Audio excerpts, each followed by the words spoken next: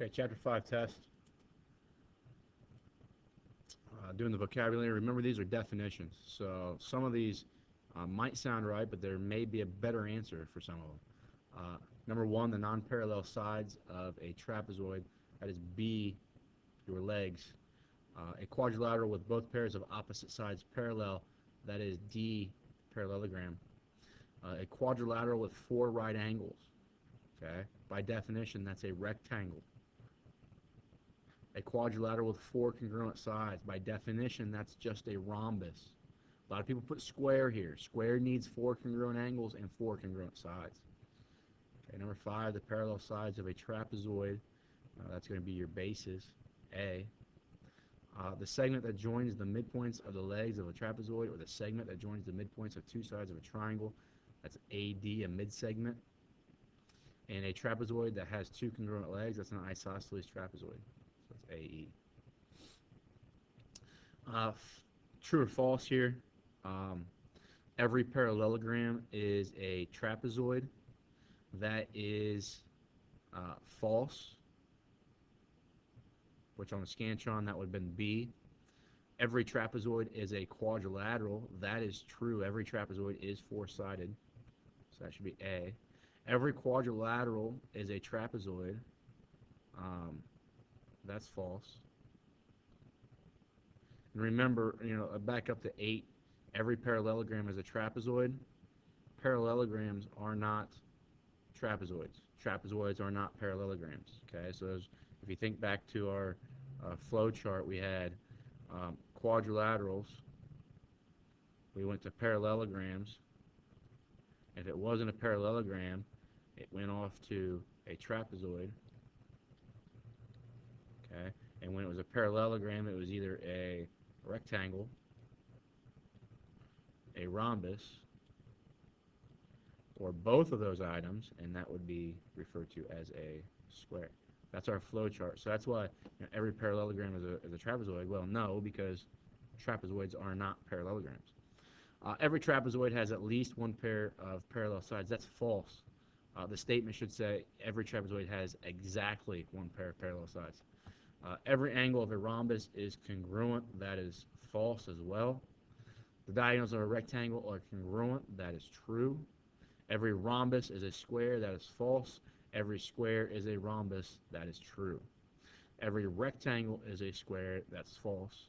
A trapezoid is a parallelogram. That is false. Okay, that's a lot like question number 8. A trapezoid is not a quadrilateral. That is false. We just learned from this flowchart here that a trapezoid is a quadrilateral. And if a quadrilateral has two right angles, then it is not a trapezoid. That is false. You can have a trapezoid that has two right angles. It might look something like that, where that's a right angle, that's a right angle. Here are your parallel sides. Um, that would be a trapezoid, and it has two right angles, so that's why this is false. Going down to number 20, it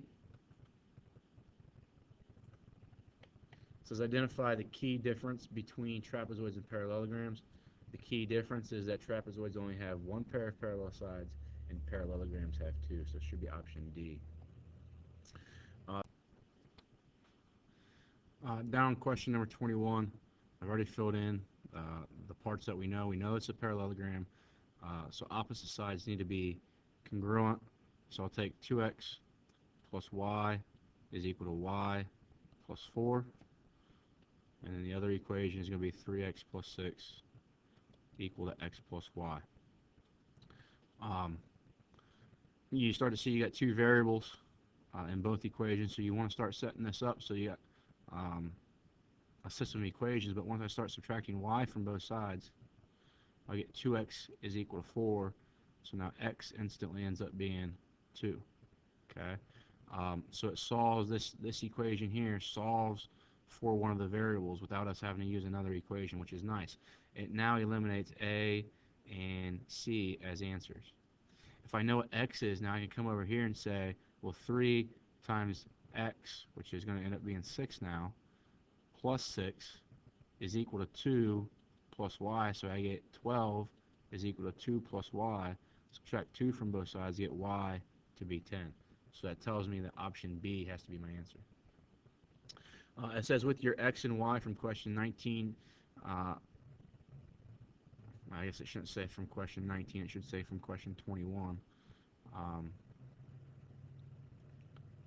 find AB and BC. Well, AB is going to be x plus y, so x plus y is 12, and BC is going to be um, y plus 4, and y was 10, so 10 plus 4, so 12 and 14. So AB is 12, BC is 14, so that's got to be option D.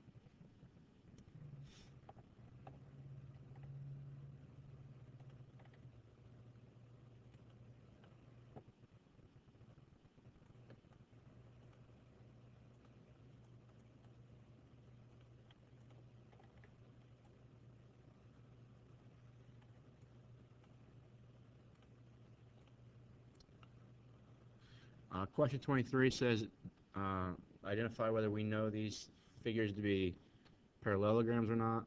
We have a property or a theorem that says if one pair of opposite sides are both parallel and congruent, then it is a parallelogram. So yes, um, that theorem says if one pair is both parallel and congruent. Okay. Here we're showing one pair being parallel and a different pair being congruent. So that's no. I had a theorem that said if all four sides are congruent, or sorry, if I guess all four sides are congruent, or if both pairs of opposite sides are congruent, that would work. So yes, that is a parallelogram. And looking at this, we know that this diagonal here gets bisected, but we don't know anything about this diagonal. Okay, so the reason would be no, or the answer would be no there. Okay. Um, at number 27, again, we want to find x and y, given that this is a parallelogram, so I want to take 2x plus 5y is equal to 30, because I know opposite sides are congruent. And now I'm going to take 2x and 2y, or 2x plus 2y is equal to 18, because I know that the diagonals bisect each other. So I'll say 2x plus 2y is equal to 18. Now I recognize that the x's are the same coefficient. I just need to change one so that it's negative. So I'll make this negative, make that negative, make that negative. Add down, that'll go away. This will give me 3y. This will give me 12. So y ends up being 4. Okay, now this is a test-taking strategy. If I know y is 4, come over here. You've got options. I can't be that one, can't be that one, can't be that one. It's got to be that one. Don't even need to solve for x. Okay. Um, moving down to question number 28.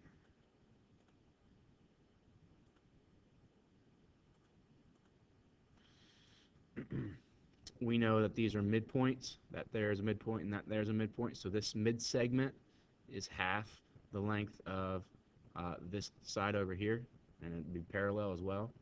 So I want to say that 7 is half of 5x minus 3y, or we could say 2 of these 7s will make up one 5x minus 3y.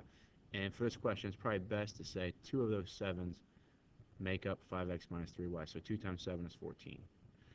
I know because this is congruent to that. I can say 3x minus 2y is equal to 8. I don't recognize coefficients to be the same, so I need to just choose a variable that I want to cancel out. I'll cancel my y's, so I need to make them both become 6. So I'll multiply this top equation by a 2. I'll multiply this bottom one by a 3. Now that'll make them both be negative 6. I want one of them to be positive 6 and one of them to be negative 6, so I'll change that one to a negative 3. I could have made this one negative 2 if I wanted to, and kept that one to be positive 3. When I multiply this all out, I get 10x minus 6y is equal to 28. I'll get negative 9x plus 6y is equal to negative 24. When I add straight down, I'm going to get x here, my y's go away, and I'm left with 4. Okay. Another test-taking strategy, come over here. Are there, x can't be that one, can't be that one, can't be that one. It's got to be that one. I don't even need to deal with y. Okay. Sometimes on an OGT, you could be able to eliminate two of the questions, and then the y's would be the same, and you got to determine what the y is. But once I know what x is, I can take it back up into any one of the equations that I've made throughout the test or throughout the question, and plug it back in and solve for y. 29, find TD.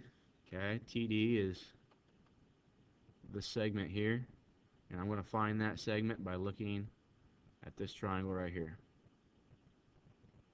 Okay, TD is a mid-segment of that triangle, so I'm going to say the mid-segment, which is 2x plus 6, should equal half the base that's parallel to, or the side that's parallel to, so 2x plus 2y. Start multiplying. I get 2x plus 6 is equal to, multiply that 1/2 through, I get x plus y. So now I have 2, I'll move the x and the y over, so I'll get, subtract x here. I'll get x plus 6 is equal to y. Moving my y over, I'll get x minus y plus 6 is equal to 0.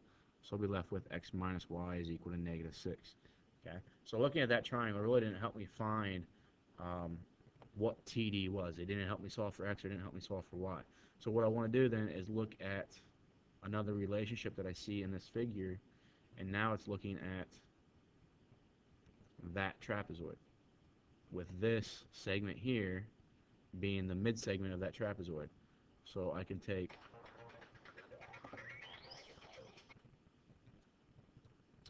so now I want to look at this trapezoid with the purple segment being a mid-segment. I know that the purple segment, the mid-segment, is going to be half the sum of the two bases of the trapezoid. So say 2x plus 2y is going to be half of 2x. Now if I add these two things together, I'm going to get 2x plus, 78? Okay. Because these two things are even numbers, I'll just go ahead and distribute my 1/2 through. I'll get 2x plus 2y is equal to x, and then half of 78 is going to be 39. I'll subtract x from both sides. We get x plus 2y is equal to 39. So now I'm going to take this equation here and this equation here and solve for my variables x and y. So in order to do that, I need to set up a system equation. So I'll take x plus 2y is equal to 39, and I'll take x minus y is equal to negative 6. I'll just multiply this bottom one by a negative to get my x's to cancel out. So it gives me 3y is equal to 45. So y is going to be 15. And if y is 15, x has to be 9 if I plug it into this to solve for x. So x is 9. Okay. Now that's not what the question asked. The question was find TD. So TD was 2 times x plus 6. Well, 2 times 9 is 18, plus 6 is 24. So C is your option there. 30 says find ZR. Well, ZR is 2x plus 2y. Well, 2 times x, 2 times 9 is 18, plus 2 times y. Y was 15, so 2 times that is 30. So I get 48. So C is my answer for ZR. Okay.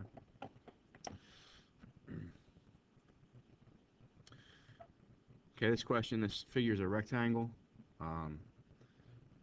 If A to C is x squared, the diagonal is x squared, and D to B is 6x minus 8. That's another diagonal. We want to set those two things equal to each other because the diagonals of a rectangle are congruent.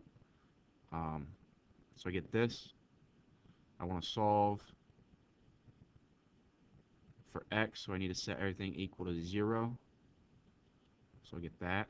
Now I'm looking for two things that multiply together to give me 8 and add up to give me negative 6. So it's x minus 2 and x minus 4. So x will be positive 2 and x will be positive 4. If I try either of these values, 2 squared will give me positive 4. 4 squared will give me positive 16. So both values work for that segment. 2 times 6 is 12 minus 8 is 4. So 2 works for this one. And then 4 times 6 is 24 minus 8 is 16. So both those are positive values for that one. So D works. Okay, both answers are solutions.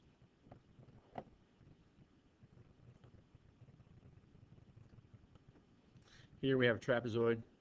So I know that the mid-segment 8 is equal to half the sum of the two bases. So we got x squared plus 3x minus 12 plus x squared plus x minus 2. I got 8 is equal to half of, it's going to be 2x squared. I'm going to have 3x plus x is 4x. And then negative 12 minus 2 is negative 14. So that's nice because now I'm going to distribute my 1 half through. I get 8 is equal to x squared plus 2x minus 7. I'll subtract 8 from both sides. I get 0 is equal to x squared plus 2x minus 15. Now I can factor that, and I want to find two numbers that multiply together to give me negative 15 and add to give me positive 2. So that's negative 3, positive 5. So x is going to equal 3. X is going to equal negative 5. Well, that's when this is equal to 0 again. Checking my answers. If I try 3, I'll get 9 plus 9 minus 12. I'll get 9 plus 3 minus 2. Both those give me legal values, so I know 3 for sure works. If I try negative 5, I'll have 25 here, minus 15 minus 12. Well, that's a total of 25 minus 27, which gives me negative 2 for a distance. I can't have negative 2 for distance, so that answer does not work. My only option would be C. We've seen these properties so many times. I'm going to go through these pretty quickly on just the answers. Um, Obviously, these are all in your textbook for theorems, definitions, all that kind of stuff. You should be able to find those and verify to yourself the reason why these are true. Opposite sides are parallel. It's true for all of them. Opposite sides are congruent. It's true for all of them. Opposite angles are congruent. It's true for all of them. If it's true for a parallelogram, it's true for all of these because all of these are parallelograms. Uh, a diagonal forms two congruent triangles. That's true for all of them. Diagonals bisect each other. That's true for all of them. Diagonals are congruent. That's only true for a rectangle and a square. Diagonals are perpendicular. That's only true for a rhombus and a square. A diagonal bisects two angles, rhombus and square. All angles are right angles, rectangle, square. All sides are congruent, rhombus, square. Has a sum of interior angles to be 360, all of them.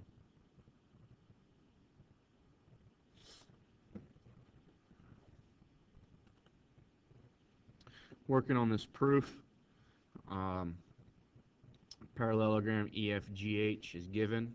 Okay, so that's going to be what? E. EF is parallel to HG, and EH is parallel to, I'm sorry, EF is parallel to HG, and EH is parallel to FG. Okay? The reason we know those to be parallel is because we know this thing's a parallelogram. That's the definition of a parallelogram. So this should be option B. If these are parallel lines, if that's a parallel line, that's a parallel line, this here's a transversal, so we know angle 1 is congruent to angle 2, so that part right there. And also if I looked at that, oh, that's terrible. Let's look at that parallel line right there, that parallel line there, cut by that transversal. You can see that angle 3 is congruent to angle 4. Apologize for that being sloppy. But, 3 and 4 is right there. So we know that we want angle 1 congruent to angle 2, angle 3 congruent to angle 4. Again, if two parallel lines are cut by transversal and alternate interior angles are congruent, that's my reason. My statement should be AD over here. The reflexive property, the only thing on here that's reflexive is showing AB, which hopefully that makes sense because that's the segment we need to show this triangle up top congruent to triangle on the bottom. And they're congruent by angle, side, angle. So triangle EHF is congruent to triangle GFH by angle, side, angle, which is A. And now if that's true, I know um, that this stuff, BC, the things I want to prove, are congruent. This side here, um, E to H is congruent to F to G, and I know that E to F is congruent to H to G because they're corresponding parts of congruent triangles. So 49 is BC. If you have any questions about any of these, make sure you come see me. Remember, the retake is 7:30 in the morning.